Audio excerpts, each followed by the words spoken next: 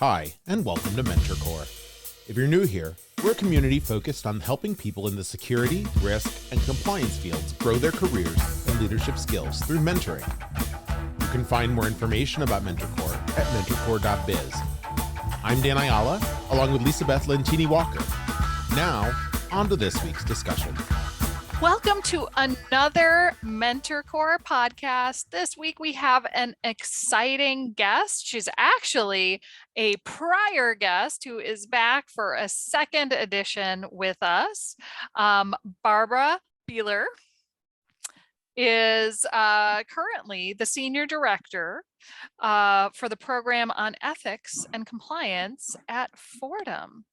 And this is a shift from the last time that she joined us as a guest. We'll talk about everything leading up to her career choices and what makes Barbara tick. So happy to have you here today. Tell us a little bit about what has been going on with you and about your career in general.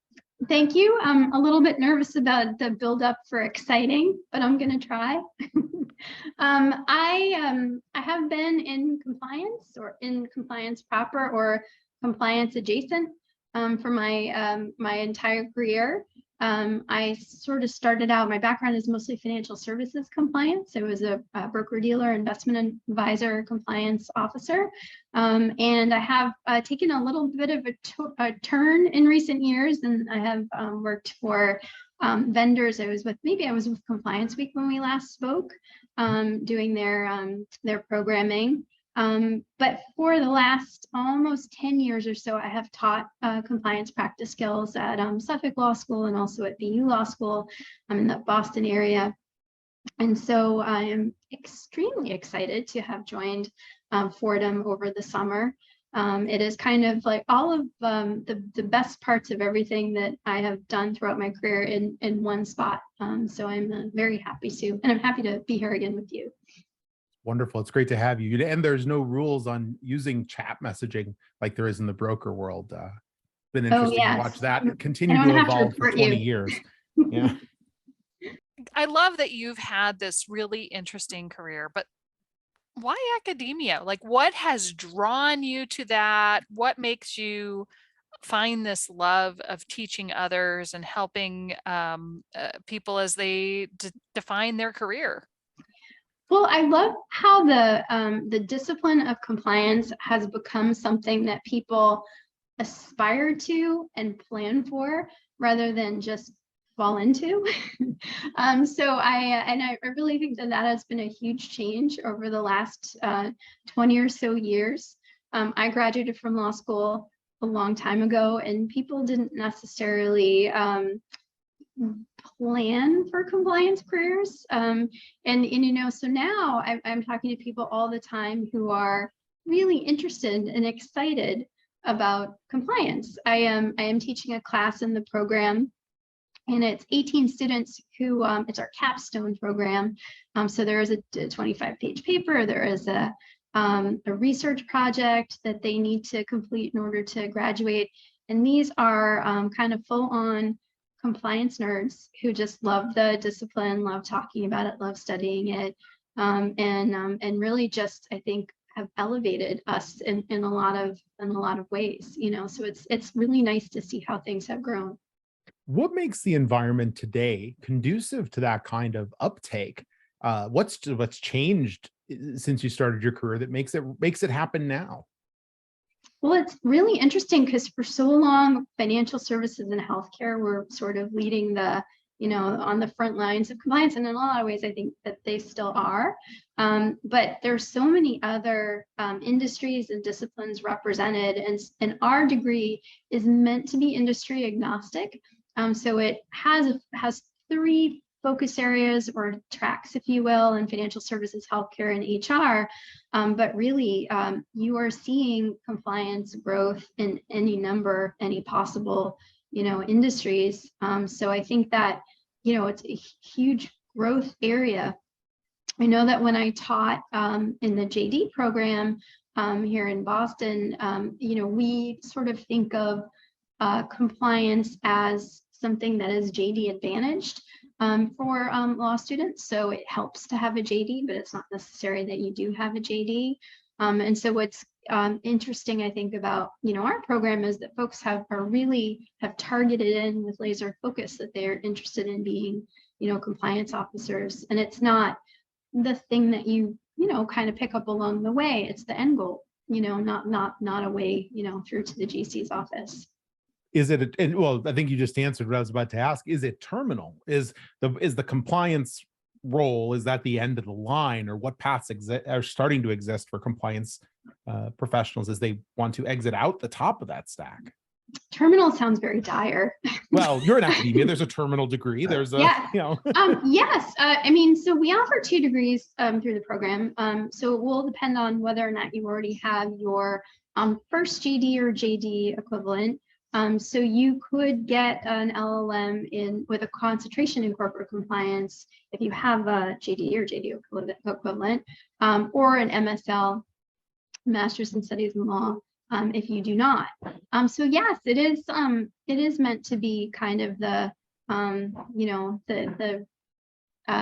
guess the terminal compliance degree. So just about careers, because it used to be you'd hit a thing. This happened in security. You became the chief information security officer, and you could never go anywhere else. But that's changing for in the security world. Is that changing in the compliance world too? I think people are, not to overuse that word pivot, which I feel like we used all through the pandemic, but I think, I know when I got to the chief compliance officer role, it's a fairly small firm and I really enjoyed it. But, it was something that I did for several years and then kind of wanted to try something else. So I don't know that it's, for a lot of people, it may be the terminal place where they want to, kind of be. But I also think you can transition from there to advisory roles, to different industries. I have a friend who for a long time practiced in investment advisory compliance. So very, well articulated compliance programs were kind of her niche. And so she's now working in the cannabis industry because it kind of makes sense, that if you know compliance well in one industry, it might lend itself to others. So I think that, it can be the place where people want to get, but it's going to depend on, what your goals are. So maybe it's CCO at a small firm, maybe it's running compliance in a multinational company, also. So, but I feel like there's much more fluidity now than there used to be. So I think years ago you chose that path and that's where you were. And now I think that, I know in my career, I've been able to transition across, a couple of different industries with a compliance background. That's terrific. So I love that you're thinking about what that can mean for an entire career. And I think I'm seeing more and more opportunities for people to transition from a compliance role or even a security role into something more business focused, or really focusing in on all of the attributes and skills that you have from whatever seat you learned them in. Yeah, and I mean our student population is for the most part part-time. We have some folks that are online, solely online, and some folks that are solely in person, but they have, they're very self-directed and they know exactly why they're getting this degree. And often it is to either transition into compliance from maybe an operations role within their industry or their firm, or it's to get to that next level in compliance. And so we actually had an in-person event several weeks ago. So for the most part, we're online, but we have this one in-person opportunity. And it's this weekend on campus. And we had 90 some odd, folks that were just about to graduate join us on campus. So it was larger than some compliance conferences that I have been to. And they have been working together for 1, 2, 3 years. And so they know each other quite well, but they haven't actually met. And they had an opportunity to network with each other, with the faculty. And what we have learned is that during the program, many told us that we have gotten promoted, we have gotten a new job, within or without the firm. So it's been useful for them. So what kind of person comes to Fordham Law, the compliance program there? Is it, yes, the real question is it ever too late to start down this road of getting that type of a degree? No, we have a very diverse student population. So we have a lot of folks who are, some who are brand new to compliance, some have worked in compliance for a long time. Folks who may be interested in the LLM, maybe in a different kind of career path at the moment, or focused in a different area of law, and are just drawn to compliance. It's really any possibility, any sort of so extremely diverse population, very self-directed, but no, very laser focused on compliance. So one of the questions I'm going to ask you is a little bit out of left field here, but I have heard so many people say, I really wish that I could teach at some point in time.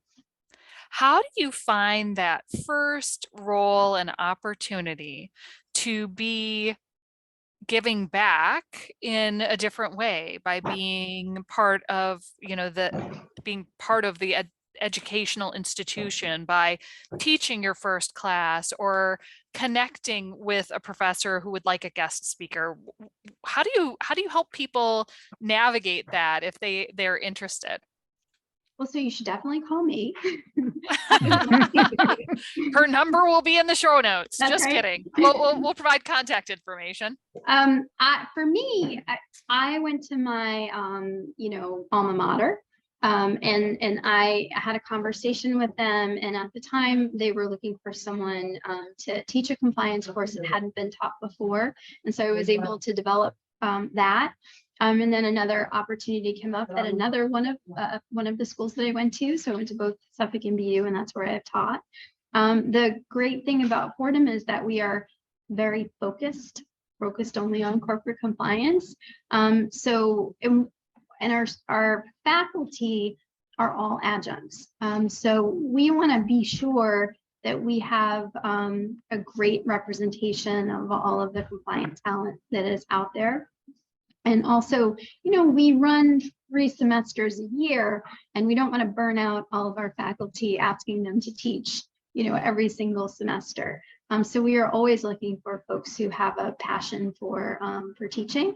It really does have to be a passion. It's not really something that you're necessarily going to, retire on the salary that you make as an adjunct.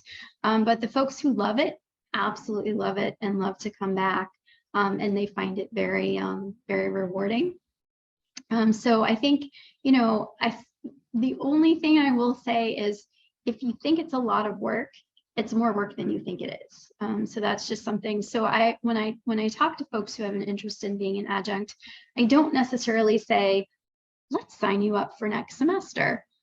I say, let's think about it and plan out your course and think about when you're ready. And when you're ready, we're here to take it to the next level. So let me know when you're ready. Dan and Lisa Beth. And I know you've taught. Yeah, no, teaching is a wonderful way to, take a practitioner piece and use the other side of your brain, one, to have to communicate it, but two, just to be, I found that I was able to synthesize the things I do every day so much better after having to share it with somebody else. And then, just the ability to then, watch what comes out the other end of the course and the successes that happen from it. It's extremely rewarding emotionally, but just I would recommend it. Anybody that is truly passionate about what they do, consider teaching it. It's a magical experience. Yes, and it's great fun. I mean, the students are students of compliance, so, and many of them work in compliance and have, shared experiences to bring to the classroom. So it's really a very rich dialogue, so it's not just sort of scratching the surface of concepts of culture of compliance, but it's actual, sort of stories from the, from the inside, if you will. It's not like having to get a whole bunch of unwilling freshmen through zoology 101 that they have to take at all costs. Yeah. No, not at all. It's a very elevated, conversation. And, so when we had our colloquium, our dean came and he sort of welcomed the students to the Fordham family, because you don't leave the Fordham family. And I really like that idea. So I am reminding students that once they graduate, they aren't leaving. They're going to come back. They're going to teach for us. They're going to speak with, students. They're going to be on panels, and they're going to really remain part of the Fordham family. And that, for me, is very important. I've gotten an awful lot out of my compliance community. So organizations like Mentor Corps.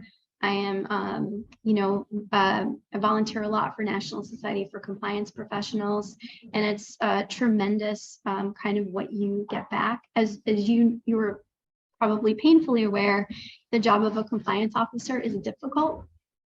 So I think, we have each other, and I think we have to lean on each other, quite a lot. So I don't know if you had this experience in school, but when I was in orientation for law school, they do that thing where, look to the left, and look to the right, and two of those people won't be there when you graduate.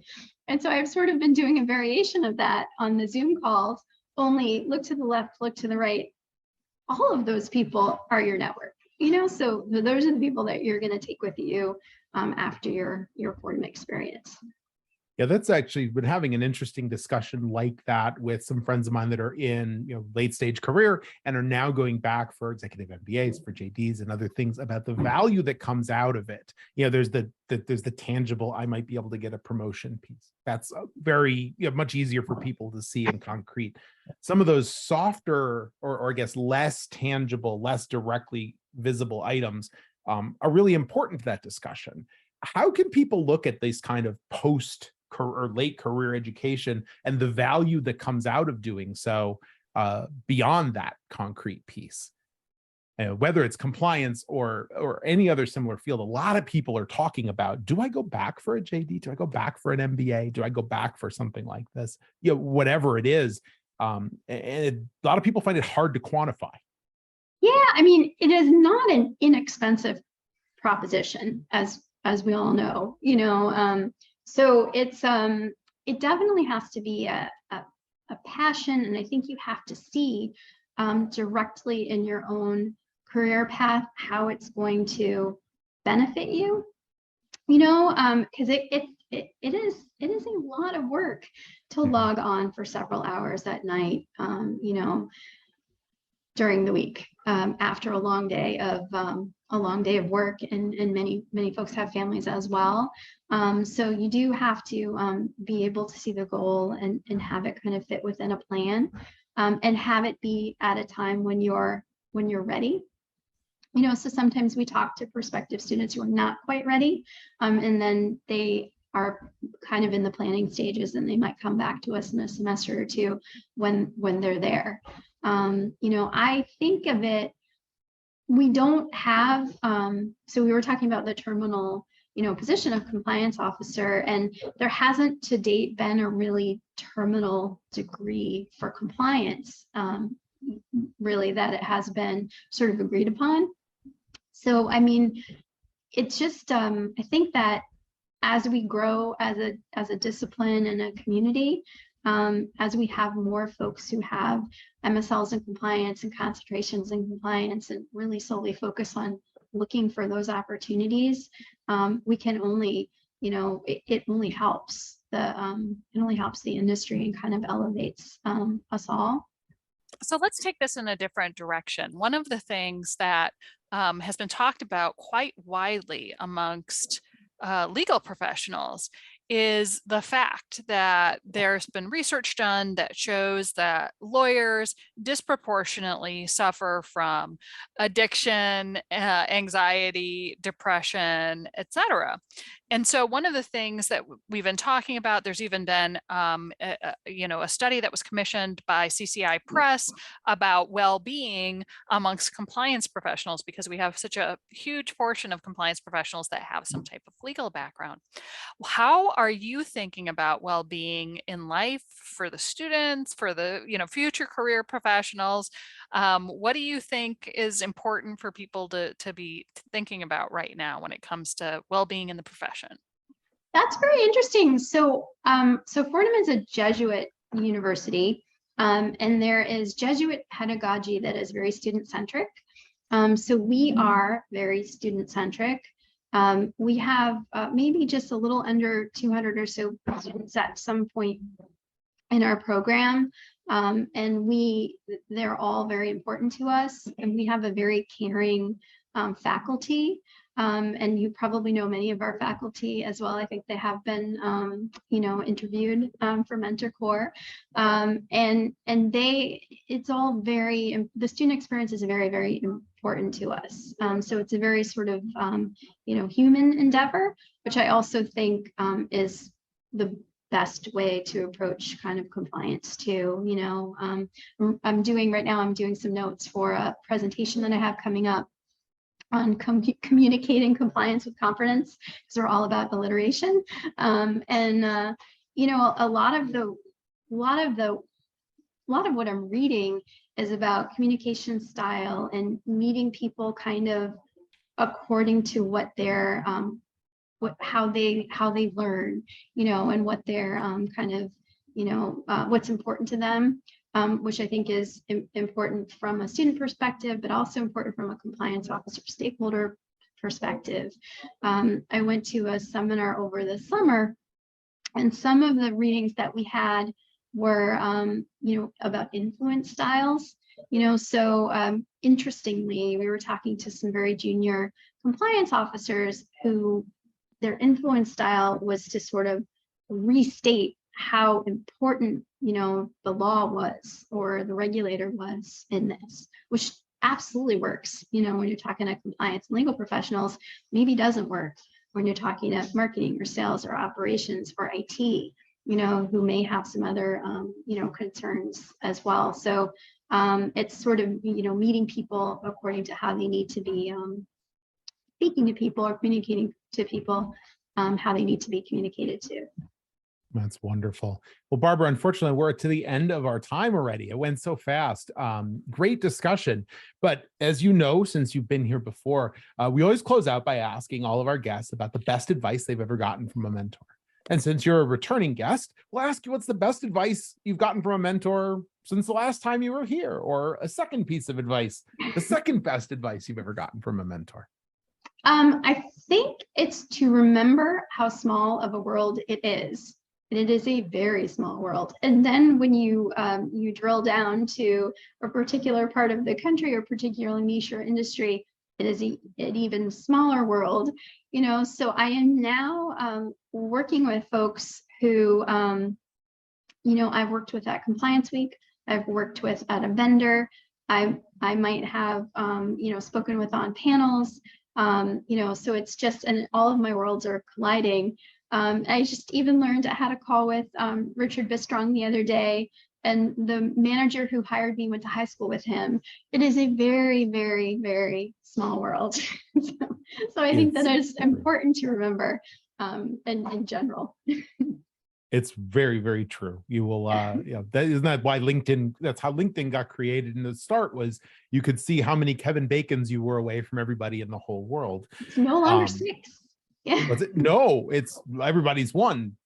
Yes. Well, everyone knows Lisa Beth, and Lisa Beth knows everyone. So this is true. This is true. Well, Barbara, thank you so much for being here. We really appreciate it. Great discussion, great insights, and all the best to you in your role at Fordham. And we thank you, the listener and viewer, for being here. We love your feedback and comments. You can send us information. You can send us your comments, thoughts guest ideas, and other information to info@mentorcore.biz. You can find our website, www.mentorcore.biz, which includes all of the previous episodes we've ever aired. And you can get our podcast on your favorite application. And if you search on YouTube, you can find these recordings as well. If that's the way you like to consume them, search for MentorCore. Thanks again so much, and we'll see you again on the next MentorCore.